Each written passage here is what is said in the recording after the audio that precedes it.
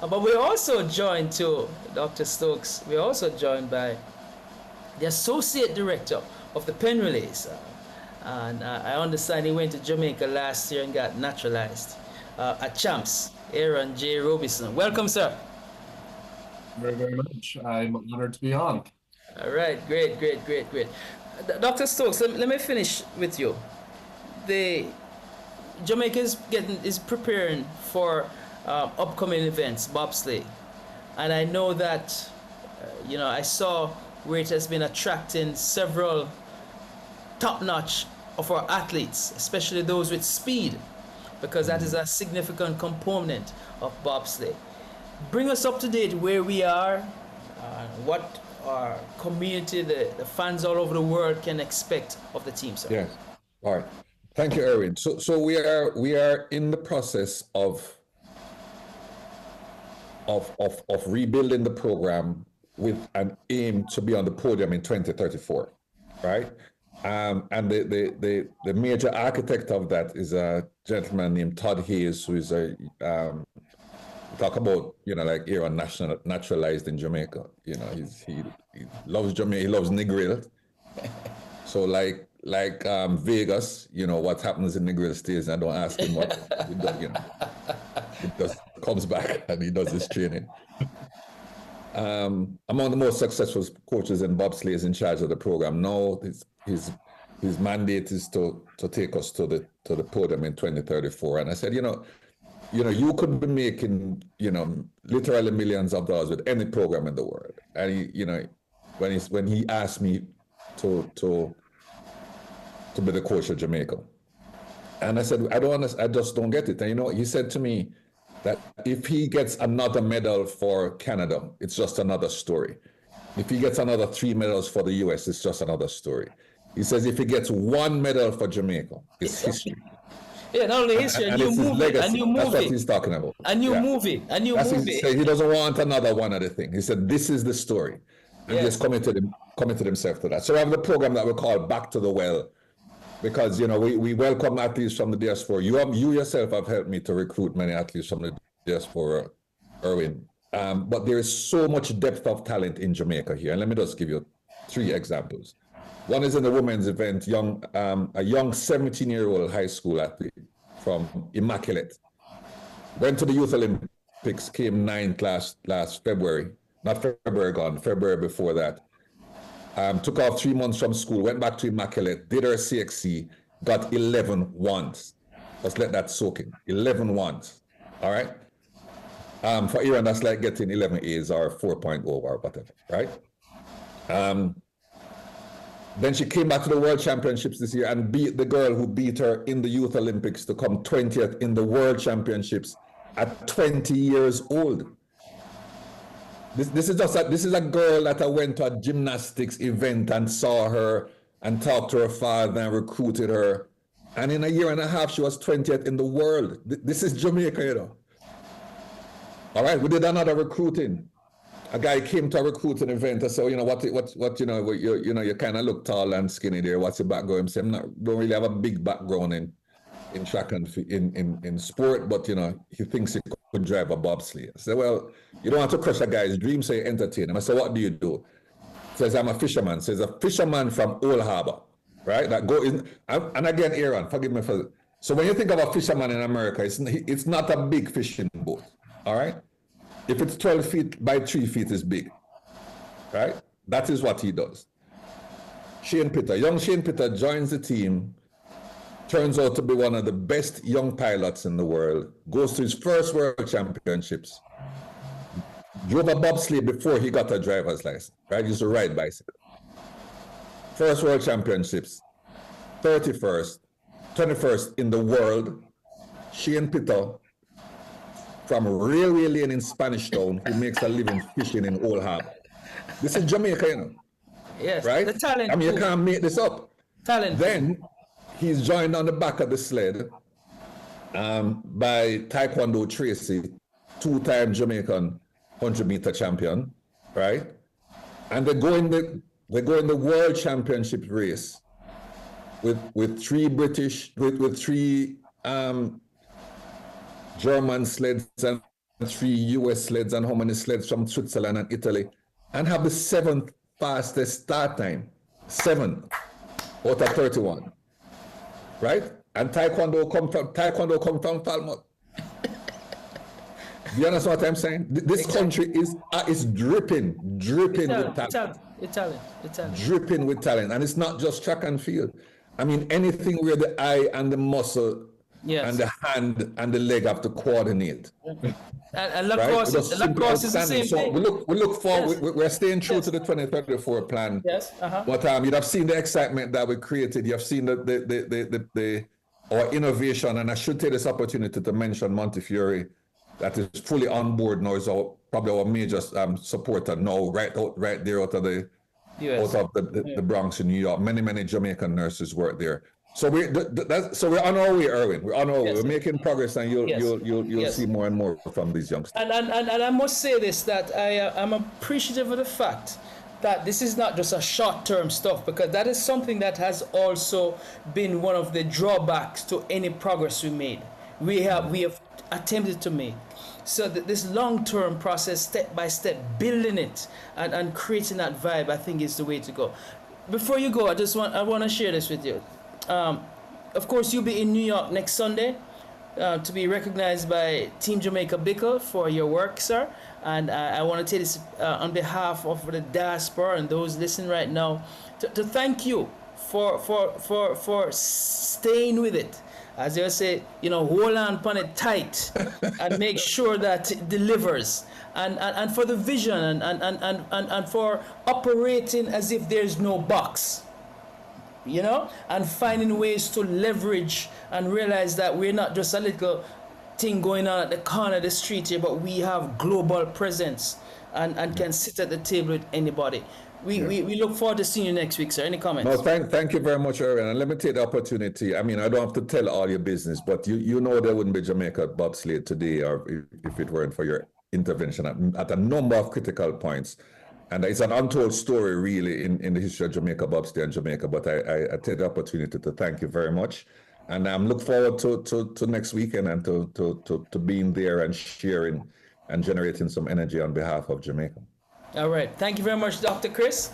And, we call you Christopher and all of that. Christian is You're in trouble now. You know that. and say good morning to the family. I will. All right. My dear all the best. And we look forward to seeing you next week. Good luck to you. Thank you. All right. All the best to you. All right. Bye-bye. There you have it, ladies and gentlemen. Dr. Nelson Christian Stokes, or honoree at next week's Team Jamaica Bickle's Labor of Love Gala. To raise funds for our athletes, raise funds, and especially to get them to the Penn Relays, where we can continue the winning tradition. Now, with a few moments to go, I know that, ladies and gentlemen, there's been a story making the rounds. We live in a world today that the news no longer comes from the traditional sources. Many times it's persons out there on their devices. Everybody's a news mogul these days. And of course, the same way our country operates. We operate in a Twitter or 40 syllable instructions, no long dissertations anymore. And you've seen the story about the Trump administration regarding some funding to the University of Pennsylvania. Everybody got excited as to whether or not this would impact the Penn Relays. I have online with me now the Associate Director of the Penn Relays, our good friend Aaron J. Robinson, to talk to us about that. So let me ask him the first question. Will there be a Penn Relays this year? Absolutely. Yes, the 2025 Penn Relays is just a few short weeks away. It will absolutely be happening. And not only will it be happening, you never know what's going to happen at the Penn Relays, but it's going to be another historic year. The high school teams that are coming literally from all over the globe will ascend on Philadelphia April 24th, 25th, and 26th. It will be there. It will be happening. Nothing is, yes, all the preparations, everything that's gone into this, everything is full steam ahead, and everything will go off beautifully. With all of the chaos or challenges that are happening in all corners of the earth right now, the one thing that's so amazing is that we have sport. Sport is an opportunity no matter what your racial background, political background, country background, whatever, we can all come together for the opportunity to, especially in track and field, compete head to head. Who is the fastest? Who can throw the farthest? Who can jump the farthest? It's all going to be happening, and it's going to be great, and we're extremely excited about it. Right. So as far as the story that was in the newspaper, that has no impact on the Penn Relays itself. No. Truth be told, I mean, the impact is yet to be seen, but in all reality, this is my understanding of it at least, that financial withdrawal won't impact athletics in the Penn Relays. We are self-funded. The Penn Relays itself operates independently of the university, and all of the funding and everything that we generate to be able to put on such a great event, all of that is external. So no, it's not going to have any impact at all. All right. Share with us, if you can, how many teams you have come from the Caribbean, and then I get to teams from Jamaica. I don't know the exact number right now, but I do know I just finished doing this yesterday, and then I've got to do some more work on this, early this next week. Just on the boys' side, and the boys this year will be on Thursday and Friday. A couple years ago, we started switching the boys and the girls every year. So it's an odd year. So 2025, meaning the boys will be Thursday and Friday. I have 730 boys teams in the 4x1 and 730 boys teams in the 4x4, which is going to be incredible. That's the most since at least 10 years. We're fully, COVID is now completely in the rearview mirror. International travel restrictions, all those types of things, we're full steam ahead. We're so excited about it. And then on the girls' side, very, very similar. Girls will be more about 650 range for the 4x1 and 4x4. And with that being said, we're looking at probably in the range of 100 to 120 Jamaican teams. And then other spots throughout the Caribbean, Trinidad, Bahamas, and even Grenada and some of the other smaller. St. Vincent, yes. St. Vincent, others, yes. They'll all certainly be there. And it's very, very exciting. We've even actually seen an influx this year, and it's not a tremendous amount, but we have a few teams coming from the UK. We have Canadian teams that come. Even though it's a U.S. territory, Puerto Rico is a continuous participant. And then we have a couple of teams that are coming from South Africa. And then we're hoping in the near future, Zimbabwe as well.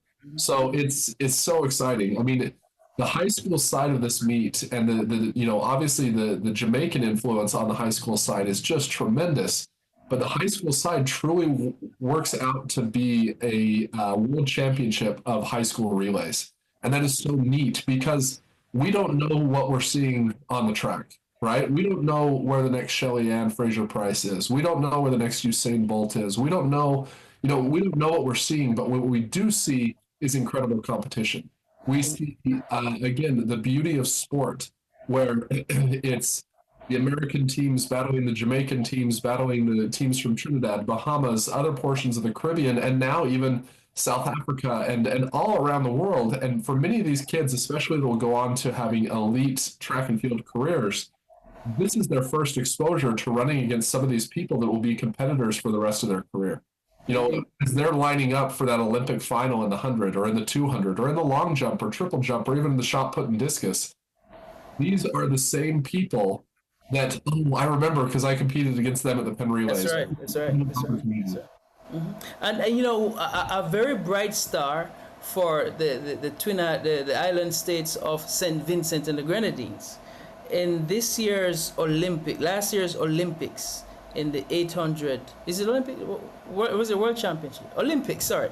In Olympics, in the 800 meters, Shafika Maloney, she was a kid who came up from a school from St. Vincent who came through Team Jamaica Bickle, and she came fourth. And I think at the meet in New York, she actually won the 800 meters, And so we see these Caribbean islands coming to Penn Relays and, supported by Team Jamaica Bickle. Last year we had a new entrant from St. Kitts. and they're now looking at this platform as opportunistic. And so, I'm happy to hear that in spite of whatever is taking place in the world politically, sports does find its avenue to continue to give. Absolutely. And especially that's the spirit of the Penn Relays. And it has been for 130 years of all different walks of life, all different backgrounds. I mean, many kids that are coming from the Caribbean that have never left the island before, and now they're all of a sudden in Philadelphia. It's just such an incredible opportunity, and such a location of goodwill and sport, and this is what it's all about. That we can put all of our differences aside and go out there and have a true pure foot race to see who is the best this day. That's the beauty of the Penn Relays. Times matter, records are fun, and all of that, but it's true competition. At the end of the day, it doesn't really matter how fast you ran and whether your team was first or your team was 1,000th.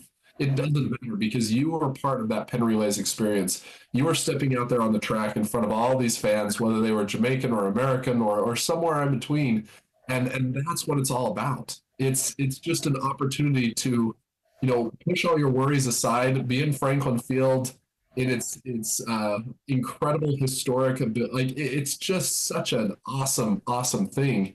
And other than those 2 years where COVID was running rampant throughout the world, it's never been interrupted.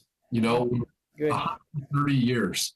There's Yes. not many things from an annual event standpoint that have that kind of longevity, and it's only growing. That's what's crazy too. This event is getting bigger. It's an event that had 17,000 athletes last year, and it's growing and it's getting bigger. That's just hard to fathom, and it makes my job a little bit harder. But that's an okay. Listen, so on this year's Wall of Fame, I understand that a Jamaican will be inducted. Share with us who that person is and whomever else there may be and whatever else are taking place in that sphere. Yeah, so directly, Carlos Mattis, who prepped, in Jamaica, he was one of just a handful of people that have ever won an individual event 4 times. That's absolutely remarkable. To think that someone can come, like everything we just said about the Penn Relays, and someone can come in as a freshman, as 14, 15 years old, and win, that's remarkable. But then to do that 3 more times as a sophomore, junior, and senior in high school, it's nearly unprecedented. There's only, like I said, there's only a handful of people that have ever done this. And so Carlos Mattis in And what discipline is that? triple jump, he was a triple jumper, and then he went on to have some success at the college level at Arkansas State. And so we're very, very, very excited to induct Carlos Mattis. And then also there's a tremendous amount of Jamaican ties to the 1950 4x4 team from Morgan State. Yes. Morgan State was the first HBCU. Yes. And everything from the LaBeach family and George Roden and everything, that group has a lot of ties to Jamaica. Yes. And very excited to be inducting them as well. All right. I mean, even as we've talked about before as well, right? If anybody sprints well, whether they're an American, a Canadian, or a Jamaican, we know that maybe grandma and grandpa or great grandma and grandpa grew up on the Indeed. in different areas, especially in sprinting and track and field. All right. So once again, Penn Relays are on. You heard it, ladies and gentlemen. The Associate Director of the Penn Relays, Aaron J. Robinson. The Penn Relays are on. Make sure you go out and get your tickets. And when you do that, you come to the Penn Relays, stop by Team Jamaica Bickle, make your contribution because the Jamaican and Caribbean component are very significant to the success of the Penn Relays. Aaron J. Robinson, thank you very much for being a guest of ours here in the Fact of the Matter here on Irie Jam. We look forward to seeing you in a couple of weeks. Really, always a pleasure, Irwin. Thank you so much. All right. There you go, ladies and gentlemen. It's a wrap for our interviews this morning. We want to thank Chris Stokes, Bobsleigh Federation. Of course, you just heard from Aaron J. Robinson from the Penn Relays. Yes, the Penn Relays are on. And we want you, all you guys who are going down to the Penn Relays and are taking your bus rides down, just make sure you travel safely. Have your tickets, come out and support the athletes. It is one way to provide, give them some support, is to ensure that they are given the platform to go on to do the best they can. It's not just about winning on the track or the field, but using the opportunities to project them to become good global citizens. That's what it's all about. And as somebody would say, to help them to make sure that they can buy their mothers a home, because many of our athletes are coming from economically challenged environment. So as I wrap up here today, I just want to share with you again and to make a general appeal to congratulate all those who were honored last evening at the Team Jamaica Bickles launch. A special congratulatory note goes out to Kids Hub, our communication broadcast facility at the Penn Relays. They've been around 15 years and they've been with Team Jamaica Bickle for the last 13 years. I want to say thanks to them for making us look good in the video world, and to all the 30,000 student journalists that have passed through Kids Hub over these years. Penn Relays have been a significant, Penn Relays and Team Jamaica Bickle has been a significant partner of theirs, and we look forward to continued years in this endeavor. I say to folks all the time that it takes cash to care. And with that being said, I say good morning to Dr. Trevor Dixon. But I also say that make sure you go out and get your tickets for Labor of Love. Get your bling sneakers and gowns and black tie out, and come out next week to support our athletes as we provide a platform for them to showcase their talent. I take this opportunity once again to extend condolences to the family of Kokoti. I'm here in Jamaica and will be attending his funeral tomorrow on behalf of the diaspora. Until next week, I've always said if you look at someone, it's because your intention is to pick them up. Let's pick ourselves up. When we pick ourselves up, good things happen. So until next week, this is Irwine Clare saying, walk good. Until then, be well.